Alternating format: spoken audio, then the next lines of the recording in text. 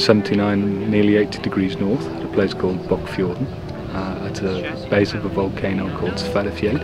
And this volcano is one of the only places in the world where the geology is similar to a Martian meteorite called ALH 84001. And it's our terrestrial analogue for a Mars landing site. And we use this to test rovers and instruments that are being developed for spaceflight.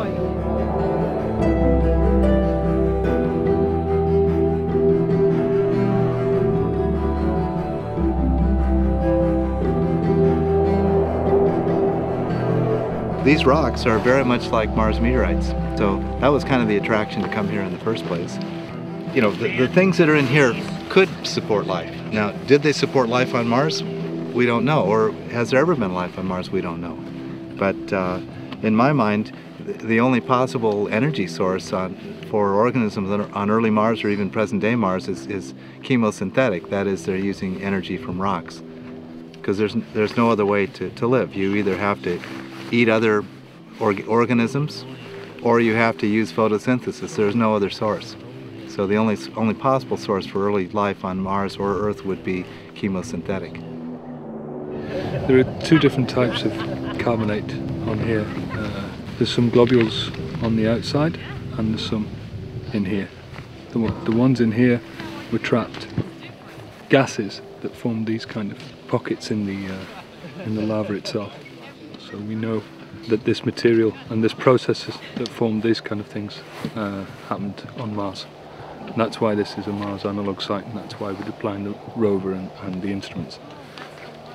They really just look like iron coating, kind of. Yeah. Is that the carbonate? The carbonate's a more magnesite, hematite-rich magnesite. Maybe we should go check with Kemen and see what results they've been getting on the olivine samples they've been running. How have they been running then? I think they just started, they moved to the next gully over. What, for some privacy? Yeah, I don't know why, but... The grumpy old men.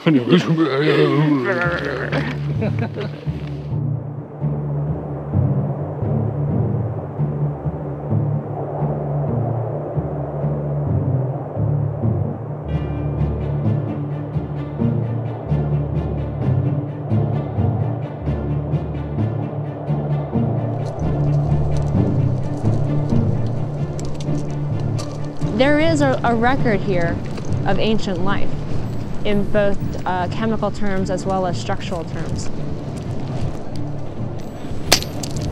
But what we also have discovered in other places of Svalbard and here is that life persists in these really harsh environments that we consider Mars analog, or at least as close as we can get to a Mars analog while staying on Earth. And so what we're trying to understand is how can we detect life in these rocks, meaning both the modern and the ancient, and can we distinguish the two?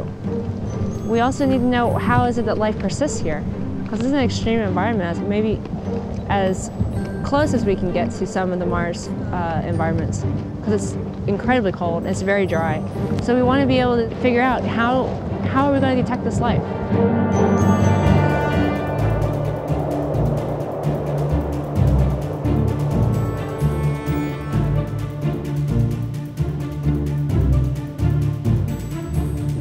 I think we take for granted the background knowledge that we have of how life persists elsewhere on Earth in interpreting what we see here. If you take any one of these rocks and find indications of life, you almost have to then imagine, what if you found this on Mars and you found the same observations?